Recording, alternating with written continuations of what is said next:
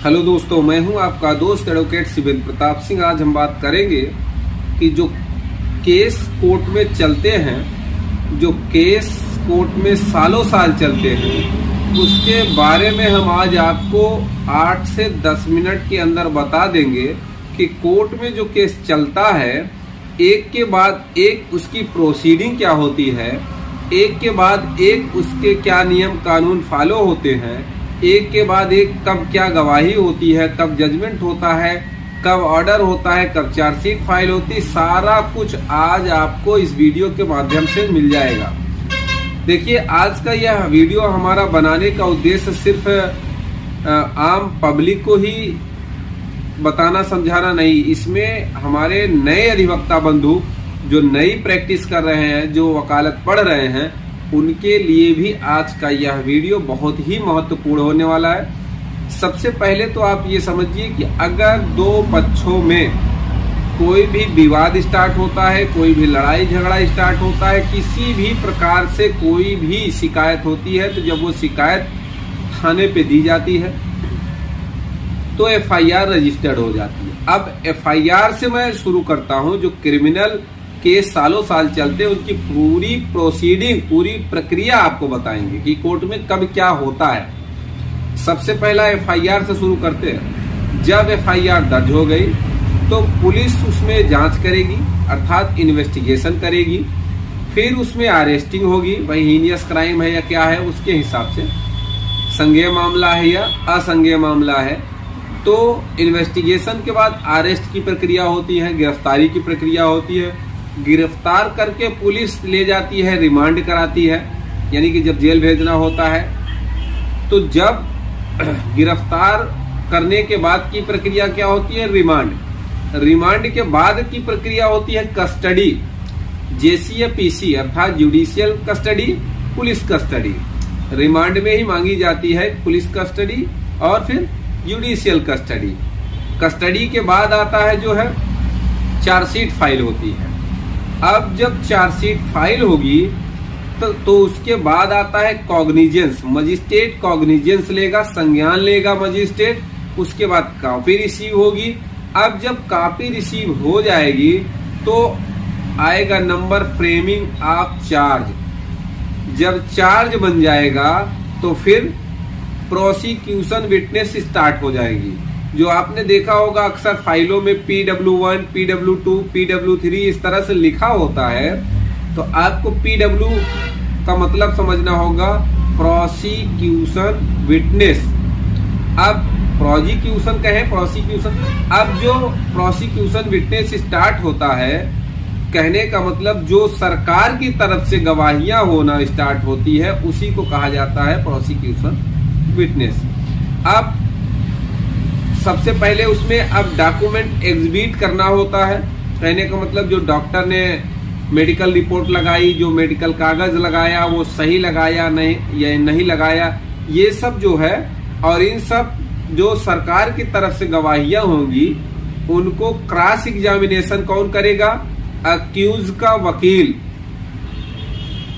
जो आरोपी होगा उसका वकील क्रॉस एग्जामिनेशन करेगा सबसे बारी बारी से। उसके बाद एक्यूज का वकील जब क्रॉस एग्जामिनेशन करेगा, उसके बाद जब सरकार की सारी गवाहियां खत्म हो जाएंगी, तो फिर आरोपी का, अभियुक्त का 313 CRPC का बयान होता है।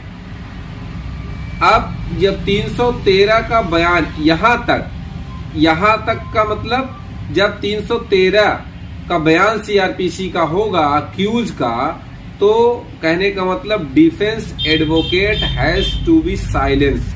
यहाँ पे जो डिफेंस लॉयर होगा एकदम साइलेंस होगा। ये होने के बाद तब स्टार्ट होता है डिफेंस एविडेंस। फिर उसकी गवाहियां स्टार्ट होती है। अक्यूज की तरफ से जो गवाही शुरू होगी उसे DW1, DW2, DW3 इस तरह से DW कहा जाएगा। उसमें PW और डिफेंस वाले में DW। डिफेंस का जो एविडेंस होगा, गवाही होगी, वो स्टार्ट होगा। उसमें पब्लिक प्रोसिक्यूटर जो होगा, अर्थात सरकारी वकील होगा, जो अभियुक्त की तरफ से गवाहियां होंगी उससे क्रॉस एग्जामिनेशन सरकारी वकील करेगा। चीजें सेम वही है। सरकार की तरफ से अर्थात पीड़िता की तरफ से जो गवाही हुई उसमें आपका वकील क्रॉस एग्जामिनेशन करेगा। जब आपका अर्थात आरोपी का अभियुक्त की तरफ से गवाही होगी तो उसमें आपके गवाहों से सरकारी वकील जो है क्रॉस एग्जामिनेशन करेगा। ये सब हो जाने के बाद फिर फाइनल आर्गुमेंट होगा, बहस होगी, जजमेंट होगा, फिर अब सजा पर भी बहस होती है। इस तरह से एक चीज और है कि हमेशा अभियुक्त के वकील को या अभियुक्त को ये चाहिए कि अगर मामला गंभीर है तो उसमें डाउट क्रिएट करना चाहिए। जब चीजें निकल के एकदम से निखार नहीं आ रहा है चीजों में या साफ नहीं हो रही हैं तो उसमें डाउट क्रिएट करिए। जब डाउट क्रिएट होता है तो जजमेंट करने में, फैसला सुनाने में थोड़ी सी दिक्कत आती है। कहने का मतलब हो सकता है फिर वहां पे फायदा अक्यूज को भी मिल जाए। तो ये रहा पूरा ट्रायल। हमने आपको बता दिया कि एक सिस्टम से बताया कि कब क्या होता है। समरी आप 1 मिनट में समझ सकते हैं। सबसे पहले क्या होता है, एफआईआर दर्ज होती है, एफआईआर के बाद जो है इन्वेस्टिगेशन होती है, अरेस्टिंग होती है, रिमांड होता है, कस्टडी होती है, फिर आपके चार्जशीट फाइल हो जाती है। चार्जशीट के बाद मजिस्ट्रेट संज्ञान लेता है, संज्ञान के बाद फिर गवाहियां स्टार्ट, सरकार की तरफ से गवाही स्टार्ट होगी अर्थात पीड़िता की तरफ से, पीड़ित पक्ष की तरफ से। उसके बाद 313 का बयान हो जाता है अभियुक्त का, फिर अभियुक्त की तरफ से गवाहियां स्टार्ट होती है, दोनों का क्रॉस होता है अर्थात अभियुक्त वाला वकील जो है सरकारी गवाहों से जो है क्रॉस करता है और सरकारी वकील अभियुक्त के गवाहों से क्रॉस एग्जामिनेशन करता है। तो इसके बाद जो है फाइनल जो है बहस आर्गुमेंट होती है, फिर जजमेंट होता है, फिर सजा पे बहस होती है। इस तरह से आपने समझा पूरा ट्रायल एक के बाद एक क्या होता है। उम्मीद करता हूं आज के हमारे जूनियर अधिवक्ता बंधुओं को यह वीडियो बहुत ही पसंद आया होगा, उनको बहुत काम की जानकारी मिली होगी। अगर जानकारी अच्छी लगी तो वीडियो को लाइक करिए, शेयर करिए।